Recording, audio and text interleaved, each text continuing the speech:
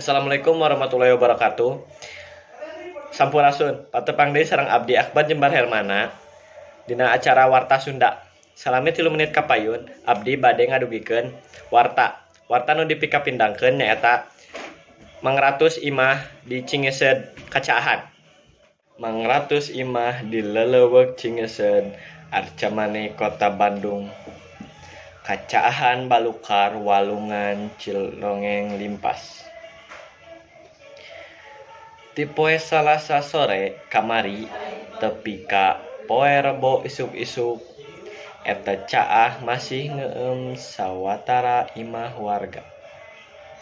Antukna warga teu bisa ka mamana dumeh eta jalan diblokir keneh ku panghalang tina kai jeung dreung.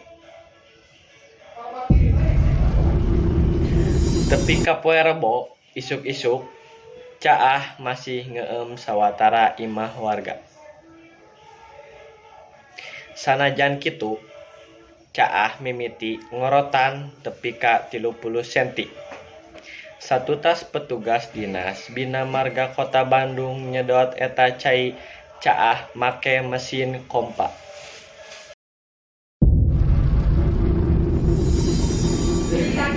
Najan caina ngorotan, kagiatan warga di Leuleweuk Cingeuseup Arcamani Kota Bandung masih kateug. Pangna kitu jalan pikeun ngajugjug ka paimahan warga masih diblokir tur kakeueum. Sawatara kendaraan ge jalana kapaksa muter tur dipahing ngalalar ka paimahan nu masih keneh kacaahan.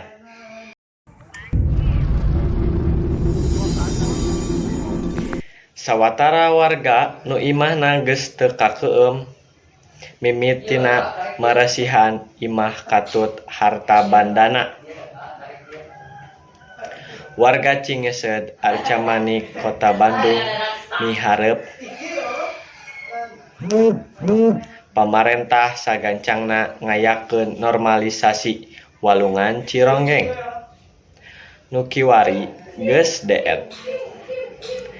Eta caah anu ngeueum imah warga teh dierong tina limpasna walungan Cirongeng. Samalah tanggul walungan Cirongeng kungsi rempag 2 kali. Eta caah anu ngeueum Mangratus imah warga di Cingeuseup Arcamani Kota Bandung teh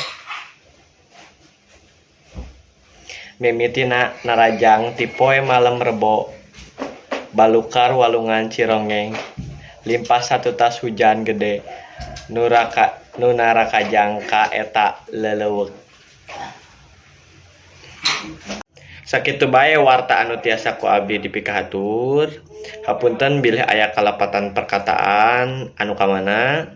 Abdi undur diri. Wassalamualaikum warahmatullahi wabarakatuh. Hurip Sunda.